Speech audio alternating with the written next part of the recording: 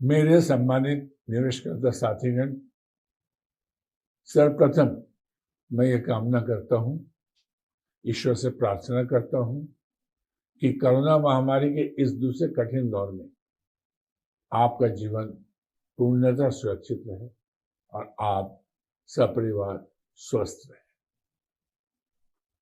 हमारा और आपका 43 वर्षों का लंबा साथ है। आपके साथ हमारे रिश्ते केवल व्यवसाय के ही नहीं, बल्कि पारस्परिक विश्वास और भावनाओं के भी हैं। हमने आप निवेशकर्ता साथियों के हितों को हमेशा सर्वोच्च प्राथमिकता दी है। हम हमेशा चाहते रहे हैं कि आपका देय भुगतान समय पर हो, जैसा कि हम करते भी रहे हैं, और आपको किसी तरह की कठिनाई का सामना न करना पड़े। लेकिन पूरी सदाशयता के बावजूद कभी कभी हालात काबू से बाहर हो जाते हैं और हम कुछ नहीं कर पाते। मैंने दिसंबर 2020 में कहा था कि 31 मार्च 2021 तक हम विजयी होंगे, यानी अपने व्यवसायों को दुरुस्त कर लेंगे, जिससे आप साथियों को पुनर्भुगतान करने की प्रक्रिया को तेज गति से आगे बढ़ा सकेंगे। लेकिन ऐसा नहीं हुआ। हम मान के चल रहे थे कि कोरोना की पहली लहर का जो प्रभाव था वो समाप्त हो जाएगा और हमारी व्यावसायिक गतिविधियां फिर से रफ्तार पकड़ लेंगी। अपने इस अनुमान के आधार पर हमने अपनी सारी व्यावसायिक योजनाएं इस तरह आगे बढ़ाई थी ताकि हम आप साथियों का भुगतान जल्दी से जल्दी कर सके, मगर यह संभव नहीं हुआ और आज 31 मार्च के बाद मैं दोषी होने के कटघरे में खड़ा हूं। लेकिन मैं पूरी तरह सोच समझ कर कहना चाहता हूं कि मैं और संस्था का प्रबंधक इसके लिए जिम्मेदार नहीं हैं। हम दोषी नहीं हैं। हम दोषी नहीं हैं। हमसे कतई कोई गलती नहीं हुई है। आप इस बात को जरूर समझेंगे और मानेंगे जब आप मेरे सभी बातों को सुन लेंगे।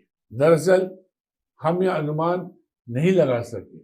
हम नहीं, दुनिया भर में कोई भी अनुमान नहीं लगा सका कि कोरोना महामारी की दूसरी लहर इतनी भयावह होगी और हमारी सारी योजनाओं को बुरी तरह ध्वस्त कर देगी। दूसरी मार अमेरिका में करीब नवंबर 2020 में शुरू हुई। अगर भयानक कोरोना की यह दूसरी मार नहीं पड़ती तो न केवल अपने व्यावसायिक योजनाओं को हम बहुत आगे बढ़ा चुके होते, बल्कि अपने निवेशक साथियों को भुगतान करने की प्रक्रिया को भी पूरा कर रहे होते। यहाँ यह बताना जरूरी है कि हमारे सारे के सारे 8 व्यावसायिक स्रोत विदेश से जुड़े हुए हैं। हर वो देश जिससे हम व्यवसाय कर रहे हैं कोरोना की चपेट में आ गया। उनके साथ जो सहज व्यावसायिक गतिविधियां आगे बढ़ रही थी वो सब बाधित हो गई। मेरा कहने का तात्पर्य यह है कि कोरोना की मार ने हमें बुरी तरह परेशान कर दिया। अमेरिका एवं कई अन्य देशों में कोरोना की दूसरी खतरनाक लहर आने पर दीर्घकालिक लॉकडाउन हो गया। सारी व्यावसायिक गतिविधियां ठप हो गई। तमाम प्रगति रुक गई। कुछ अन्य देश जहां से हमारा काम हो रहा है वहां लॉकडाउन तो हट गया, मगर आज वहां से कोई हिंदुस्तान नहीं आना चाह रहा है क्योंकि हिंदुस्तान में कोरोना का बहुत बुरा हाल है। मैं बताना चाहता हूं कि हमारे बहुत से बनते हुए काम भी छोटे छोटे विघ्न बाधाओं से रुक जा रहा है। ये विघ्न बाधाएं प्रत्यक्ष या परोक्ष रूप से मुख्यतः कोरोना के कारण ही पैदा हो रही है। यानी विघ्न बाधाओं का कारण किसी न किसी रूप में कोरोना से ही जुड़ा हुआ है। पिछले महीनों में हमारे सामने कैसे कैसे परिस्थितियां पैदा हुई, इसकी एक छोटी सी तस्वीर आपके समझ रख रहा हूं। एक मामले में विदेश से रुपया 14,700 करोड़ की राशि सहारा के लिए भारत आ चुकी है, मगर एक बहुत ही छोटे मसले पर मुंबई की एक निचली अदालत में मामला फंस गया है बिना मतलब। मुंबई में कोरोना से लॉकडाउन के चलते निचली अदालत कभी कभी 4 घंटे के लिए खुल रही है, मगर उच्च न्यायालय के आदेशानुसार केवल जमानत एवं रिमांड के मामलों को ही सुनवाई की जा रही है। अब उच्च न्यायालय में जाने की तैयारी की गई है, मगर मुंबई उच्च न्यायालय 6 मई से 7 जून तक बंद रहेगा। ग्रीष्मावकाश के कारण 1 महीने तक उच्च न्यायालय नहीं पहुंचा जा सकेगा।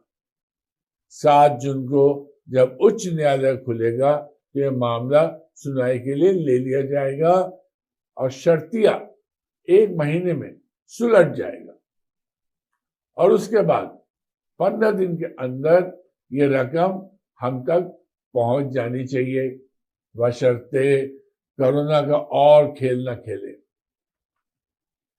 एक मामला ये हुआ कि जो व्यक्ति भारत में बहुत अहम जिम्मेदारी में हमारे साथ जुड़ा हुआ है, वो खुद की कोरोना की चपेट में आ गया।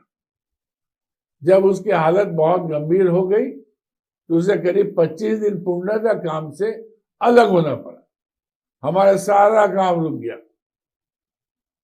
एक और केस में एक खास व्यक्ति को अंतिम जांच के लिए हम तक पहुंचना था, मगर उनकी मां करीब 20 दिन आईसीयू में रही कोरोना बीमारी के साथ और उसके बाद कुछ दिन आईसीयू से बाहर अस्पताल में रही और तब तक वह व्यक्ति कहीं निकला नहीं, हम तक पहुंचा नहीं।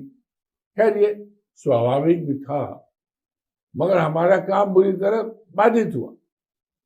इस बीच ऐसा भी हुआ कि बड़ी मात्रा में टेस्टिंग केमिकल हम तक पहुंचना था, बहुत आवश्यक था, मगर अमेरिका और जर्मनी में लॉकडाउन के चलते करीब 1.5 महीने सामान नहीं पहुंचा और सभी काम रुके रहे। इसी तरह करीब 4 महीने से एक खास व्यावसायिक स्रोत इजराइल सरकार के साथ फंसा हुआ है। कभी वहां से कोई नहीं आ पा रहा था, कभी यहां से कोई नहीं जा पा रहा था। एक बार तो सब इकट्ठे भी हो गए, मगर कुछ जरूरी सामग्रियां फंस गई जो वहां से लॉकडाउन के चलते समय पर नहीं आ पाई और संबंधित व्यक्ति को वापस लौटना पड़ा। इस व्यावसायिक स्रोत से हमें 70,000 करोड़ रुपए पाने हैं। और तो और अभी हाल ही में अमेरिका के साथ जो व्यावसायिक सौदा होना था वो रुक गया। 6 अमेरिकन साथियों को भारत आकर इस व्यावसायिक मसले को अंतिम रूप देना था, मगर ये अमेरिकन साथी अब नहीं आएंगे क्योंकि यहाँ आने के बाद वे लौट नहीं पाएंगे, क्योंकि अमेरिका ने 4 मई से भारत से लोगों को आने पर रोक लगा दी है। ऐसे ही और भी व्यावसायिक स्रोतों पर काम हो रहा है, लेकिन कोरोना के कारण लगातार बिघ्न बाधाएं आ रही है। 8 व्यावसायिक स्रोतों पर हम कार्य कर रहे हैं। 8 स्रोतों का संयुक्त टर्नओवर लाखों करोड़ में है। मैं आपको बताना चाहता हूं और आप मेरी बात को जरूर मान लीजिएगा कि ऐसे ही छोटी बड़ी 50 विघ्न बाधाओं ने हमें महीनों से परेशान कर रखा है। सब कुछ समय की बात है। बहुत कुछ होते हुए भी हमारे हाथ में नहीं होता। ग्रह नक्षत्र भी अपना खेल खेलते हैं। इस सब के बावजूद हम अपनी व्यवस्थाओं को पटरी पर लाने के लिए जी जान से जुटे हुए हैं। वर्तमान में सारी बाधा विघ्न एवं सारी परिस्थितियों को देखते हुए तथा व्यावसायिक कार्यों में प्रगति को देखते हुए मैं अपने पुराने अनुभव के आधार पर आश्वस्त होकर, निश्चिंत होकर कह रहा हूं कि स्थितियां सकारात्मक दिशा लेगी और ज्यादा से ज्यादा जुलाई, अगस्त, सितंबर के अंदर ही अधिक से अधिक विलंबित भुगतान ब्याज के साथ हो जाएंगे। परंतु इस निश्चितता के साथ कि कोरोना दुनिया में, खासकर अमेरिका, भारतवर्ष और कुछ देशों में फिर से विकराल रूप न धारण करे। आप सभी की शुभकामनाएं एवं उस ऊपर वाले का आशीर्वाद रहा तो जुलाई, अगस्त, सितंबर के अंतर्गत 100% विलंबित भुगतान हो सकता है। आप मेरे इस विश्वास को हमेशा याद करेंगे कि हम विलंबित ब्याज सहित शीघ्र ही भुगतान करेंगे। आपने बहुत तकलीफ उठाई है और अभी भी बहुत तकलीफ में है। मार्च तक तकलीफें दूर हो जानी चाहिए थी, मगर नहीं हुई। मगर दोष किसी का नहीं है। मुख्यतः कोरोना की अप्रत्याशित परिस्थिति ने हमें परेशान कर रखा है। सारे भुगतान ब्याज के साथ हमें करने ही है। हम कटिबद्ध हैं और इस बात में कोई शक शुबा नहीं है। मुझसे एक प्रश्न बहुत पूछा जा रहा है कि सहारा सेवी अकाउंट में करीब 24,000 करोड़ रुपए जमा है, उससे क्या हो रहा है? जबकि सेबी पिछले 8 वर्षों में केवल 107 करोड़ का ही भुगतान कर सका है। यहाँ यह भी कहना है कि सेबी के द्वारा 4 बार पूरे भारतवर्ष में 150 अखबारों में इश्तेहार देकर लोगों से अपने भुगतान की मांग करने हेतु आग्रह किया गया, जिसके सापेक्ष मात्र 107 करोड़ का ही भुगतान कर पाया।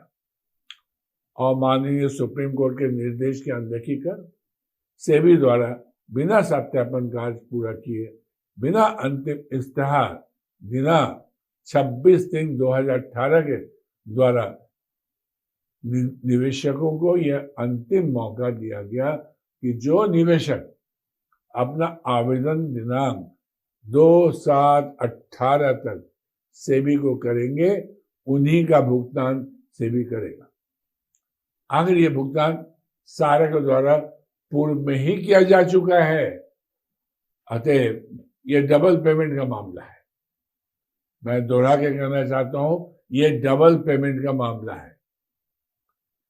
माननीय सुप्रीम कोर्ट के आदेश के मुताबिक 24,000 करोड़ की ये रकम सारा में ही वापस आनी है और हम ये मानते हैं कि कुछ शेष राशि और जमा करने की जरूरत नहीं है। कारण जब आवेदन प्रोसेस ही नहीं होंगे तो फिर पैसे की जरूरत नहीं हो सकती है। लेकिन यह दुर्भाग्यपूर्ण स्थिति है कि पिछले 14 महीनों से हमें माननीय सुप्रीम कोर्ट में कोई तारीख ही नहीं मिली, जबकि हमारे काफी सारे एप्लीकेशन फंड डिमांड के साथ लंबित है। यहां भी तारीख न मिलने का मुख्य कारण कोरोना ही है। आप सभी को यह भी अवगत कराना है कि संस्था के पास देनदारियों के सापेक्ष 3 गुना संपत्तियां हैं और आमतौर पर यह भी सुनने में आता है कि लोग कहते हैं कि इतनी संपत्तियां हैं तो इन्हें बेचकर रुपया क्यों नहीं उठाया जा रहा है। इसके संबंध में स्पष्ट करना है कि हमारी संपत्तियां बड़े आकार की है, जिसकी वजह से इसका सही और बड़ा खरीदार नहीं मिल रहा है, खासकर कोरोना के वित्तीय परिस्थिति की वजह से।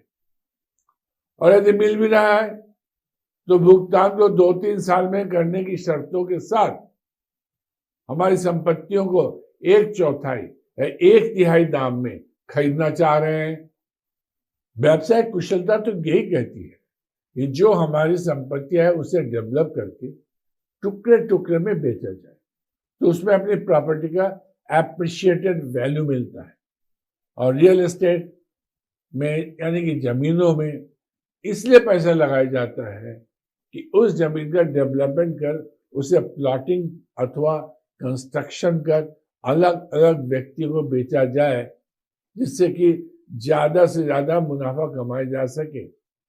जैसे एमी वैली में करीब 10,000 एकड़ जमीन है, यदि इसे डेवलप करते हुए घर बनाकर बेचा जाता है तो उसे जमीन के दाम के सापेक्ष सिर्फ मुनाफा ही 4 गुना से अधिक प्राप्त होगा। यहाँ ये भी बताना जरूरी है कि अगर इतने सस्ते में अपनी संपत्तियों को बेच देंगे तो निकट भविष्य में अपनी देनदारियों का भुगतान पूरे तौर पर नहीं हो पाएगा। मैं दोहरा के कहना चाहता हूं कि अगर हम सस्ते में बेच दिए तो हमारी देनदारियों का भुगतान पूरे तौर पर नहीं हो पाएगा। साथ ही बेचने से कोई फायदा भी सम्मानित निवेशकर्ताओं को नहीं होगा, क्योंकि माननीय सुप्रीम कोर्ट के द्वारा लगाए गए एम्बार्गो, जिसके तहत हमें इन संपत्तियों को बेचने से प्राप्त होने वाली संपूर्ण धनराशि को सहारा सेवी अकाउंट में जमा करना होगा और इस प्रकार सम्मानित निवेशकर्ताओं को 1 रुपये तक का भुगतान नहीं हो पाएगा। इसके अलावा आपका मुझसे कोई भी प्रश्न हो तो उसे सहारा के किसी भी फील्ड प्रबंधक को दे दें और वो कार्यकर्ता आगामी मीटिंग के दौरान मुझसे उन प्रश्नों को पूछकर आपका जवाब आप तक पहुंचाएंगे। अपनी बात समाप्त करने से पहले मैं आप सबसे एक अनुरोध अवश्य करना चाह रहा हूं कि इस दौर में कतई लापरवाही ना बरतें। कोरोना की दूसरी लहर पहली लहर की तुलना में बहुत ज्यादा खतरनाक और मारक है। विशेषज्ञ बता रहे हैं कि हवा के जरिए भी संक्रमण फैल रहा है। ऐसी सूरत में सुरक्षा संबंधी हर उपाय अपनाने और पूरी सावधानी बरतने की जरूरी है। मैं अपने अनुभव के आधार पर आप सबको स्पष्ट और सख्त सलाह दे रहा हूं कि थोड़े से भी लक्षण प्रकट होने पर टेस्ट कराने में विलंब न करें। जांच के बाद अगर कोविड पॉजिटिव आता है तो तुरंत डॉक्टर से सलाह कीजिए और स्कैन कराइए। इससे फेफड़ों में असर का पता चल जाएगा। साथ ही खून की जांच जरूर कराइए, जिसमें करीब 7 जांच होते हैं। उन जांच से पता चलेगा कि खून पतला करने की दवा देनी है कि नहीं, और देनी है तो कितनी मात्रा में देनी है। साथ ही ये भी पता चलता है कि स्टेरॉइड देना है कि नहीं, और देना है तो कितना देना है। ऐसे तो बहुत सारे लोग ऑक्सीजन वगैरह की कमी से मर रहे हैं, मगर उससे कहीं ज्यादा लोग समय से स्कैन और खून की जांच नहीं हो पाने के कारण मर रहे हैं। यानी उन्हें समय से खून पतला करने की दवा, ये स्टेरॉइड नहीं मिल पा रहे हैं। इस समय सबको बहुत ज्यादा सावधानी बरतने की जरूरत है और मेरे द्वारा बताए गए उपायों पर कड़ाई से अमल करने की जरूरत है। अगर आपका डॉक्टर नहीं समझता है या नहीं सुनता है तो उस पर सख्ती से दबाव डालें और जांच अवश्य करवाएं, ताकि उनके हिसाब से उचित इलाज तय हो सके। मैं ऊपर वाले से करबद्ध प्रार्थना करता हूँ कि आप सभी साथीगण कोरोना के मार से बचे रहे और सकुशल बने रहे। हाँ, अब अंत में मैं यही कहना चाहूंगा कि आपका धरोहर सुरक्षित है, पूर्णतया सुरक्षित है, और आप अपना प्यार एवं विश्वास हमारे ऊपर बनाए रखें। हम शीघ्र ही इन स्थितियों से उबर जाएंगे। दिनांक 31 मार्च के बाद आप सभी तक पहुंचने में विलंब हुआ, इसके लिए आप सभी से माफी चाहता हूं। इसका कारण यह था कि मैं स्वयं बुरी तरह से कोरोना से ग्रसित हो गया था। मुझे ये भी समाचार मिला है कि हमारे कार्यकर्ताओं एवं सम्मानित निवेशकर्ताओं के परिजन भी इस महामारी के कारण आकस्मिक मृत्यु को प्राप्त हुए हैं। इसके लिए मैं आत्मिक श्रद्धांजलि अर्पित करता हूं और मृत आत्माओं की शांति के लिए प्रार्थना करता हूं। आप सभी बड़ों को मेरा प्रणाम एवं उन छोटों को प्यार भरा आशीर्वाद। सहारा प्रणाम।